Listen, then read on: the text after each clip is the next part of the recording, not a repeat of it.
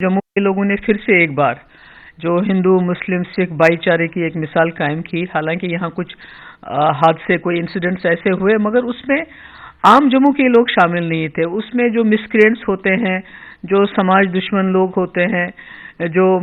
شرپسند لوگ ہوتے ہیں، انہوں نے کوشش کی. جو پلوامہ میں بہت ہی بدقسمت حادثہ ہو گیا جس کا ہمیں بہت افسوس ہے،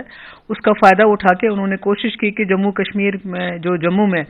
جو بھائی چارہ ہے، جس طرح یہاں لوگ اکٹھے رہتے ہیں، اس کو نقصان پہنچایا جائے. جس میں انہوں نے گاڑیاں جلا دی، توڑ پھوڑ کی، باقی چیزیں کی. پر مجھے خوشی ہے کہ آج جو ہے ماحول پھر دوبارہ جو ہے نارمل ہو رہا ہے. اور یہاں جو چیمبر آف کامرس ہیں یا دوسری جو بھی یہاں اس قسم کے جو لوگ ہیں، انہوں نے بھی اس میں بڑا پازیٹیو رول کیا. اور خاص کر جو یہاں مکہ مسجد اور دوسری جگہوں پہ جو لوگوں نے وہاں جو اس وقت لوگ جو اب غیر محفوظ اپنے آپ کو محسوس کرتے تھے، ان کی دیکھ بھال کی. اس میں کافی ساری ایسی جو ہیں فلاحی تنظیمیں ہیں، ویلفیئر تنظیمیں ہیں، جنہوں نے وہاں لنگر لگایا، کھانا شانا پلایا اور کشمیر کی طرف کافی لوگوں کو روانہ کیا. تو میں سمجھتی ہوں کہ جو میں بار بار کہتی تھی اور مفتی صاحب بھی کہتے تھے کہ جموں کے لوگوں کا جو اگر کہیں بھی ملک میں نہیں بلکہ پوری دنیا میں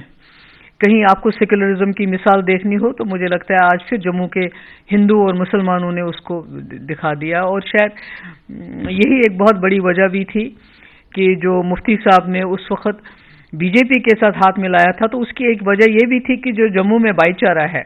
اس کو نقصان نہیں پہنچنا چاہیے. وہ اور آپ کو یاد ہے کہ اس سے پہلے اڑی ہو گیا، اس کے بعد یاتراؤں پہ حملہ ہوا مگر کوئی ماحول میں بگڑاؤ نہیں ہوا اس وقت. اور شاید اس کی وہ وجہ تھی کہ مفتی صاحب کی دور اندیشی تھی. تو پورے میں سمجھتی ہوں کہ میں جموں کے لوگوں کو، یہاں کے ہندوؤں کے، یہاں کے مسلمانوں کو، یہاں کی فلاحی تنظیموں کو جو میں ان کی بہت شکر گزار ہوں کہ انہوں نے اس مشکل وقت میں یہاں حالات کو جو ہے قابو میں رکھنے کی کوشش کی. دیکھیے یہ بہت ہی افسوس کی بات ہے کہ جو غصہ اس وقت جنہوں نے یہ حادثہ انجام دیا ان کے خلاف ہونا چاہیے، ملیٹنٹ جنہوں نے یہ کیا ان کے خلاف ہونا چاہیے. وہ سارا غصہ کہیں نہ کہیں کچھ ایسے لوگ ہیں، کچھ ایسے مسکرینٹس ہیں، کچھ ایسے جماعتیں ہیں جو وہ سارا غصہ کشمیریوں کی طرف ڈائیورٹ کرنا چاہتے ہیں، جو بہت بری بات ہے. میرے خیال میں کشمیری جب جموں کشمیر میں جب وہ رہتے ہیں، جب ان کو پڑھائی کے لیے یا ان کو وہ ماحول نہیں ملتا ہے کشمیر میں، تو وہ ملک کے دوسری ریاستوں میں چلے جاتے ہیں پڑھنے کے لیے. تو اگر آپ ان کو وہاں سے بھی نکالیں گے، وہاں سے بھی بگائیں گے تو کہاں جائے گا کشمیری؟ تو میں سمجھتی ہوں پرائم منسٹر کو اس میں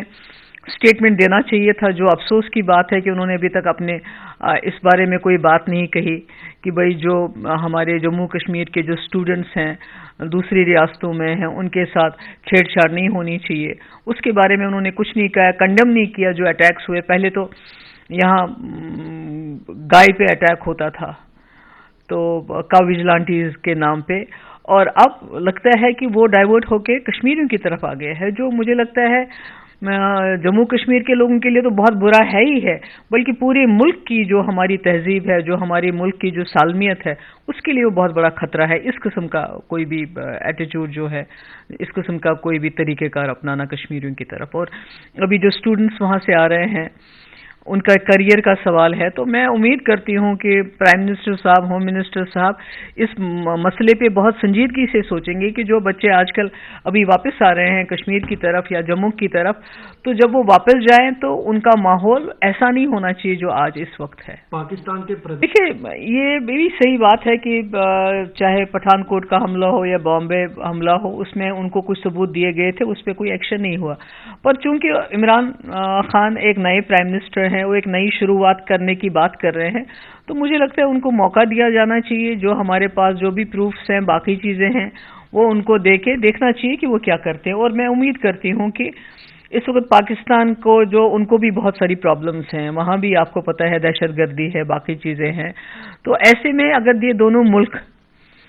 ایک ساتھ ریکنسائل کرے، اپنے ایک دوسرے کے ساتھ صلاح صفائی کرے، نہ صرف کشمیر مسئلے کا حل نکل سکتا ہے بلکہ دونوں ملکوں کے لیے، بالخصوص پاکستان کے لیے ایک اچھی ہوا بن سکتی ہے، اور پاکستان کی اپنی ملک کی پراسپیرٹی کے لیے یہ بہت اچھا ہوگا. دیکھیے یہ تو افسوس کی بات ہے کہ اگر ہم بولیں گے پڑوسی جو ہے وہ ہمارے یہاں داخل ہو کے ہمارے یوتھ کو انڈاکٹرین کر رہا ہے، ان کو تیار کر رہا ہے کسی چیز. کہیں نہ کہیں ہو سکتا ہے ہماری کوئی کمزوری رہی ہو، میری کمزوری رہی ہو، سرکاروں کی کمزوری رہی ہو، پولیٹیکل لیڈرشپ کی کمزوری رہی ہو جموں کشمیر میں، ملک کے اندر، کہ ہم اپنے بچوں کو اپنا نہیں پا رہے ہیں، کہ وہ باہر کے لوگوں کی باتوں میں آ کے اس قسم کے جو ہے حادثے انجام دے رہے ہیں کہ یہ ہمارے لیے فکر کی بات کرنے کی بات ہے، سوچنے کی بات ہے۔ میم جس طرح سے سینا نے کہا ہے کہ اچھی بات ہے، اگر جو میں سمجھتی ہوں کہ جو لڑکے بندوق اٹھاتے ہیں، خاص کر جو کشمیری لڑکے بندوق اٹھاتے ہیں، میں نے پہلے بھی جب میں چیف منسٹر تھی تو میں نے یہ آرڈرز دیے تھے کہ جب بھی کسی انکاؤنٹر میں ایسا ہوتا ہے تو آپ ان کو پورا چانس دے دو کہ وہ بندوق اس وقت چھوڑ کے مین اسٹریم میں شامل ہو جائے، اور تاکہ گولی تب تک مت چلائیے، انکاؤنٹر تب تک مت کیجیے، اور اسی لیے میں نے 1 مہینے کا سیز فائر بھی کروایا تھا کہ ان لوگوں کو موقع ملے۔ یہ اچھی بات ہے کہ اگر ہمارے لڑکے جن کے ہاتھ میں پین ہونا چاہیے، کمپیوٹر ہونا چاہیے، لیپ ٹاپ ہونا چاہیے، بندوق چھوڑ کے لیپ ٹاپ اٹھایا ہاتھ میں، اور اگر ہم اس مسئلے کا حل جو ہے بندوق کے بجائے بات چیت سے کر سکیں، میرے خیال میں اچھی بات۔ میرے خیال میں یہی تو ہے، اگر ہم لوگوں کو بچانا چاہتے ہیں۔ آج 40 سے زیادہ نوجوان ہمارے جو ہیں شہید ہوئے، اس سے پہلے بھی ہوئے،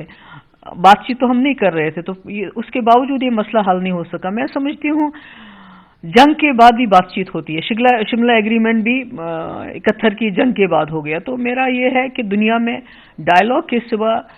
یہ جو اس قسم کی جو ملیٹنسی ہے، انسرجنسی ہے، یا ایون جنگ ہوتی ہے، یہ جو کرگل کا جنگ ہوا اس کے بعد بھی آپ نے بات چیت کی، اس کے بعد بھی آگرہ سمٹ ہوا۔ تو میرا یہ ماننا ہے کہ جموں کشمیر کو اگر بچانا ہے، جموں کشمیر کے لوگوں کو اس مصیبت سے نکالنا ہے، ہمارے ملک کے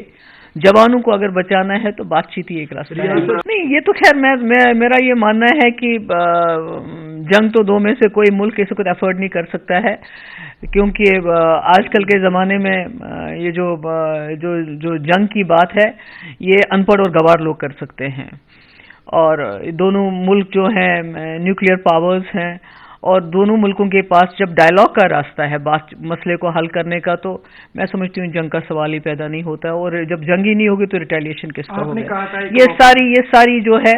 یہ آپس میں یہ دکھانے کی باتیں ہیں، ہم یہ کریں گے وہ کریں گے۔ میں سمجھتی ہوں کہ کوئی بھی سمجھدار ملک جو ہے وہ جنگ میں اپنی قوم کو نہیں جھونکے گا، اس بالکل دینا چاہیے۔ میں نے پہلے بھی کہا کہ یہ صحیح ہے کہ پٹھان کوٹ میں معاملے جو ہم نے ثبوت دیے، یا بامبے اٹیکس میں جو ثبوت دیے، اس پہ کارروائی نہیں ہوئی جیسا کہ ہم چاہتے تھے، مگر میں سمجھتی ہوں کہ عمران خان چونکہ نائب وزیر اعظم ہے وہاں، اور وہ کہتے ہیں کہ وہ کچھ نیا کرنا چاہتے ہیں، تو جیسے کرتارپور کوریڈور انہوں نے کھول دیا جو آج 70 سال سے پہلے نہیں کھل رہا تھا، تو مجھے لگتا ہے کہ کوشش کرنی چاہیے، بیکاز جنگ کسی مسئلے کا حل نہیں ہے، اور اگر ہمیں آج کل جب بھی ہو، الیکشن کے بعد، الیکشن سے پہلے، جنگ کے بعد، جنگ سے پہلے، ہم نے تو بات چیت ہی کرنی ہے، تو ان کو کیوں نہ موقع دیا جائے؟ دیکھیے، ہمارے اوپر یہ الزام لگتا ہے کہ ہم پاکستان کے ساتھ ڈائلاگ کی بات کرتے ہیں، ہم حریت کے ساتھ ڈائلاگ کی بات کرتے ہیں۔ اگر آپ لوگوں کو یاد ہوگا جو ہماری الائنس بی جے پی کے ساتھ بنی، اس کی بیسس ہی یہی تھی، نہیں تو ہم کانگریس کے ساتھ بھی سرکار بنا سکتے تھے، مگر چونکہ ہم نے سوچا کہ مودی جی کی سرکار ہے دلی میں، بہت بڑا مینڈیٹ ملا ہے ان کو، وہ واجپئی جی کی پالیسی کو اپنا کے پاکستان کے ساتھ ڈائلاگ کریں گے،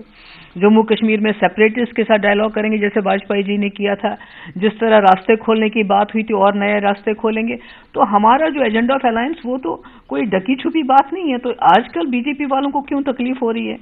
370 پہ سٹیٹس کو مینٹین کرے گا، بی جے پی والوں نے کہا بالکل صحیح ہے،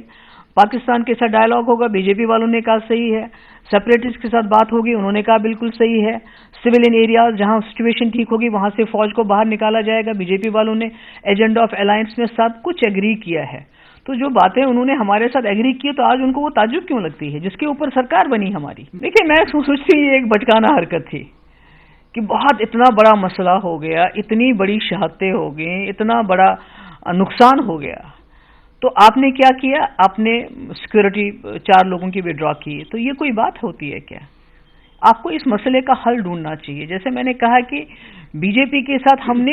جموں کشمیر کے ریزولوشن کے لیے ہاتھ ملایا تھا، جموں کشمیر کے ڈائلاگ کے لیے ہاتھ ملایا تھا، تو اس کے بغیر کوئی چارہ نہیں، بجائے اس کے کہ آپ کوئی بڑا سٹیپ لو کہ ہم کس طرح یہ خون خرابہ روک سکے، تو آپ نے 4 لوگوں کی سیکورٹی وڈرا کی، تو کون سا کمال کر دیا؟ اور وہ سیکورٹی بھی کوئی انہوں نے مانگ کے نہیں لی تھی، ان کو دی گئی تھی۔ سیکورٹی ایجنسیز جو ریویو کرتی ہیں وہ دیکھتی ہیں، عمر فاروق صاحب ان کو شہید کیا گیا، غنی لون صاحب کو مار دیا گیا، بہت سارے لوگوں کو مار دیا گیا، جس کی وجہ سے گورنمنٹ آف انڈیا نے اور گورنمنٹ آف جموں کشمیر نے ان کو سیکورٹی دی تھی، دی بھی تھی خود ہی، لی بھی خود، تو اس میں کیا مسئلہ ہے؟ مجھے کیا کہنا ہے، ہم نے تو آلریڈی جب ہمارا ایجنڈا آف الائنس اس میں بھی رکھا تھا 370 پہ جو ہے آپ کا اسٹیٹس کو مینٹین ہوگا، اس کے ساتھ ہاتھ نہیں لگایا جائے گا. تو میں نے پہلے بھی کہا کہ دھارا 370 کے ساتھ چھیڑ چھاڑ کریں گے تو جو لوگ اس جموں کشمیر میں اس ملک کا جھنڈا اپنے ہاتھ میں اٹھاتے ہیں تو میرے خیال میں اس کو اٹھانے والے آپ کو پھر کوئی ملے گا نہیں.